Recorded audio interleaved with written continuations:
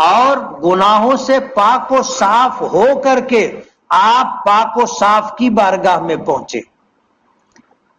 جسمانی غسل کے ساتھ روحانی غسل بھی ضروری، اور یہ چیز ہمیں کل آخرت میں بھی کام آئے گی۔ جب ہم نے اپنی زندگی میں روضہ مبارک پر حاضری سے پہلے سچی پکی توبہ کر لی اور سارے اپنے پچھلے گناہ رو دھو کر کے اللہ سے معاف کروا لیے اور آئندہ نہ کرنے کا عزم مصمم کر لیا، تو ہماری روح گناہوں سے پاک و صاف ہوگی۔ یہ روحانی غسل ہے۔ اور جانے سے پہلے اپنے آنے کی اطلاع دے دے۔ کیسے؟ حضور کو کیسے خبر ہوگی کہ ہم آ رہے ہیں؟ اس لیے جانے سے پہلے درود پاک اتنی کثرت سے پڑھے کہ آپ کا درود سرکار تک پہنچے۔ حدیث پاک میں آتا ہے جب ہم درود و سلام پڑھتے ہیں تو فرشتے ہمارے نام کے ساتھ جا کر حضور کی بارگاہ میں پیش کرتے ہیں کہ فلاں ابن فلاں کی طرف سے آپ کی خدمت میں یہ ہدیہ، یہ تحفہ درود و سلام کا آیا ہے۔ ہم یہ بھی کہیں کہ اب ہم آنے والے ہیں، حاضری دینے والے ہیں، فرشتے یہ پیغام بھی پہنچا دیں گے۔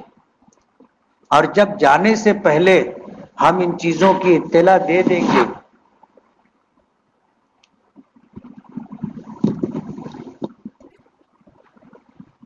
جانے سے پہلے ہم اپنی حاضری کی اطلاع دے دیں گے تو ہمارا انتظار ہوگا، ہمارا انتظار ہوگا۔ اس لیے جسمانی غسل کے ساتھ روحانی غسل بھی کر کے ہم جائیں،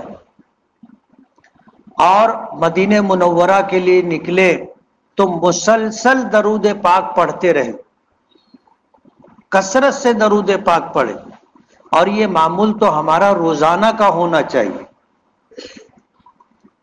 ہمیشہ درود پاک پڑھتے رہنا چاہیے۔ اپنا کوئی معمول ہو، صبح و شام کا اپنا معمول ہو کہ روزانہ 100 مرتبہ 200 مرتبہ 500 مرتبہ ہم جو درود پاک پڑھیں گے، حضور کی خدمت میں جب یہ پہنچے گا تو ہمارے نام کے ساتھ پہنچے گا۔ بتاتے ہیں کہ اہل بیت میں سے کوئی ایک ضرورت مند شخص تھا، اور ضرورت تھی اور کہیں سے ضرورت پوری ہوتی نظر نہیں آ رہی تھی۔ اللہ کے رسول صلی اللہ علیہ وسلم خواب میں تشریف لائے اور فرمایا کہ فلاں وزیر کے پاس جاؤ اور ان سے یہ کہنا کہ مجھے اللہ کے رسول صلی اللہ علیہ وسلم نے آپ کے پاس آنے کا حکم دیا ہے، یہ میری ضرورت ہے، تم اسے پورا کر دو۔ تو وہ پوچھے گا، سوال کرے گا کہ تم کو اللہ کے رسول نے میرے پاس بھیجا ہے، اس کا کوئی ثبوت؟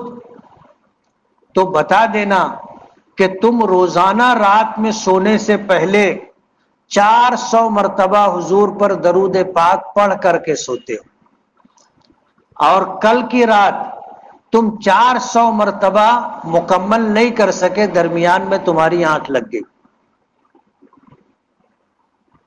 وہ شخص پہنچا اور اس وزیر سے جا کر کے حضور کا پیغام دیا، اپنی ضرورت رکھی۔ تو اس نے پوچھا کہ تم کو سرکار نے بھیجا ہے، اس کا کیا ثبوت ہے؟ تو اس شخص نے کہا کہ مجھے سرکار نے یہ بات بتائی ہے کہ تم روزانہ رات میں سونے سے پہلے 400 مرتبہ درود پاک پڑھ کر کے سوتے ہو، اور کل کی رات 400 یعنی 4 تسبیح تمہاری مکمل نہیں ہوئی، تم درمیان میں سو گئے۔ جب یہ جملہ اس وزیر نے سنا، کھڑا ہو گیا اور کہنے لگا کہ یہ میری زندگی کا راز تھا، کسی کو نہیں معلوم۔ تم سچے ہو، تم سچے ہو میں روزانہ 400 مرتبہ درود پڑھتا ہوں، یہ میرے پروردگار کو معلوم ہے اور میرے آقا کو اس کا علم۔ میں نے آج تک یہ بات اپنی بیوی کو بھی نہیں بتائی، اس لیے تم سچے ہو۔ مجھے اس واقعے سے بتانا یہ ہے کہ ہم جو درود پاک پڑھتے ہیں یہ سرکار تک فرشتے پہنچاتے ہیں ہمارے نام کے ساتھ کہ فلاں ابن فلاں نے آپ پر درود و سلام بھیجا ہے، سرکار کو اس کی اطلاع اور خبر ہوتی ہے۔ اس لیے مدینہ حاضری سے پہلے، ہمارے جانے سے پہلے ہمارا تحفہ، ہمارا ہدیہ سرکار تک پہنچتے رہنا چاہیے۔ کسی نے کہا ہے کہ بلا لو اب تو اے آقا، ٹھہر جانا نہیں اچھا، تڑپ کر یوں دل مستر کا مر جانا نہیں اچھا، مدینے کا ارادہ ہو تو عشق نبی پیدا کر، تعلق ہو نہ جن سے ان کے گھر جانا نہیں اچھا۔ جب ہم جا رہے ہیں تو تعلق بنا کر کے جانا چاہیے، جان پہچان بنا کر کے جانا چاہیے۔ اور جان پہچان اور تعلق بنے گا کیسے؟ جب ہمارے دل میں اللہ کے نبی کی محبت ہوگی اور اللہ کے نبی کے شہر کی محبت ہوگی، اللہ کے نبی کے گھر یعنی مسجد کی ہمیں محبت ہوگی، تو ظاہر بات ہے ہماری حاضری ایک الگ کیفیت کے ساتھ ہوگی۔